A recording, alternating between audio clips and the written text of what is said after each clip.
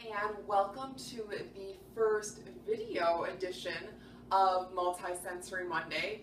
Keep your fingers crossed for me that this goes okay. I'm sure the filming is the easy part and it's going to get tricky when I go back to edit this, so once again, wish me luck. I wanted to do a video for today's Multisensory Monday because my activity is very active and it's going to be so much easier to show you than it is to take a picture or try and describe it. Today's activity is hopping sounds, and it's a variation on the head, shoulders, knees games. So the goal of this activity is for your students to segment the sounds they hear in a word. We're working on a phonological awareness skill.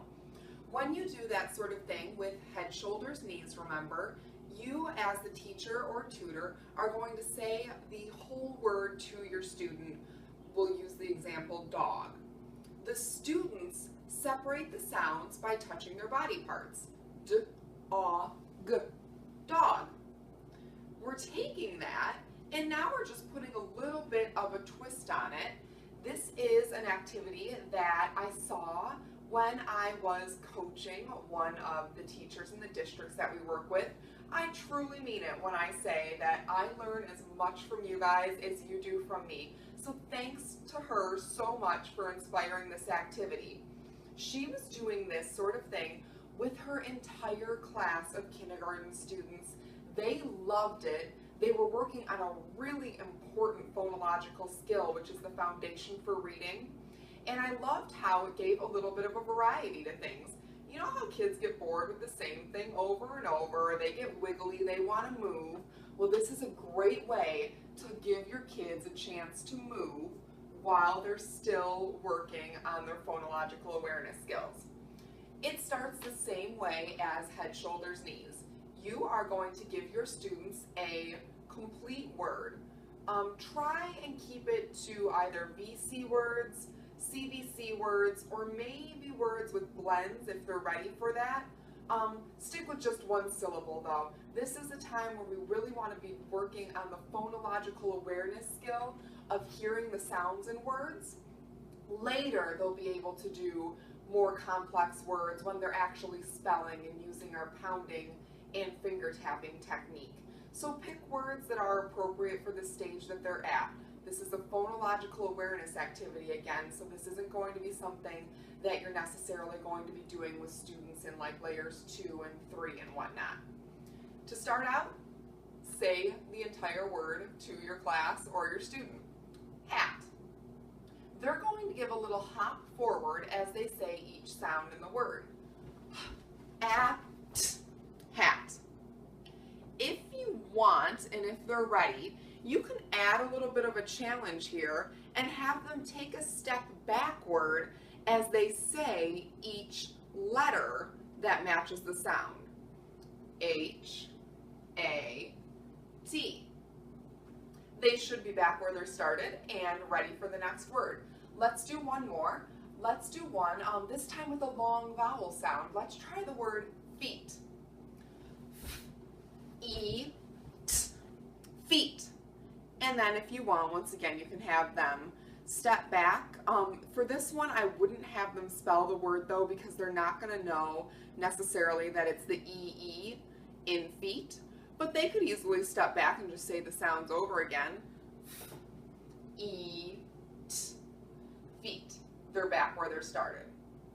If you wanted to start to get a little more advanced, go ahead and give them a word with a blend in it, like the word flag. They should give one hop for each sound in the blend. It should look like this. L, A, G. And then for this one, they could step back and spell it if they wanted. F, L, A, G. Sometimes when I'm training, this is a little bit confusing for the teachers because at this point, when they're doing phonological awareness, you do want them to be able to identify those blend sounds separately. Remember, we're working on the underlying skills to reading and spelling right now.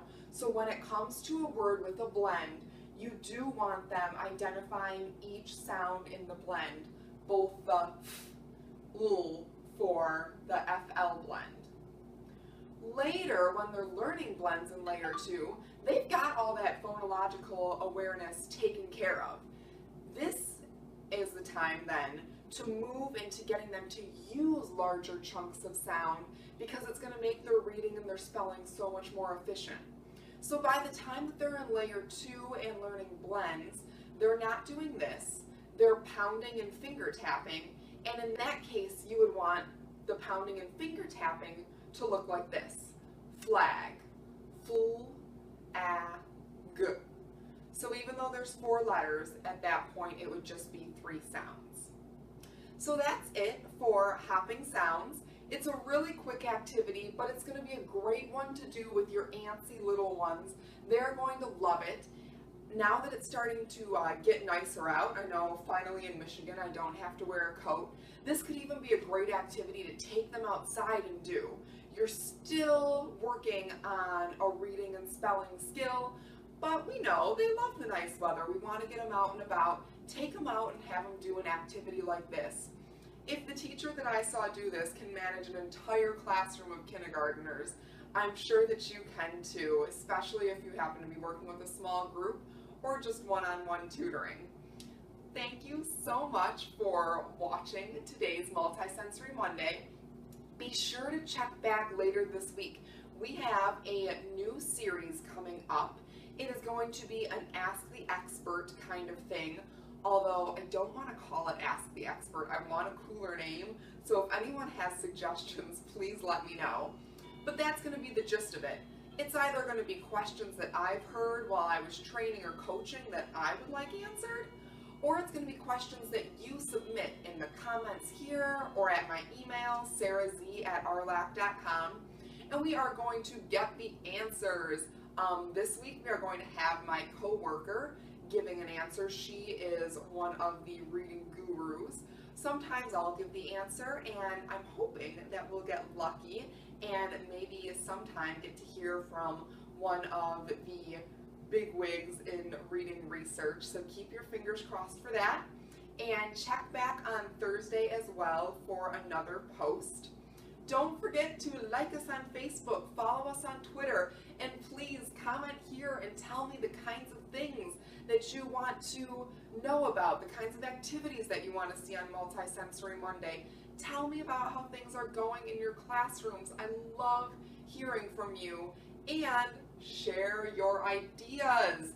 This idea today for hopping sounds came from a teacher, and I would love to share more of them because you guys are doing amazing things in your classrooms. Thanks so much, and I will see you back later this week with our first Ask the Expert. Have a great day.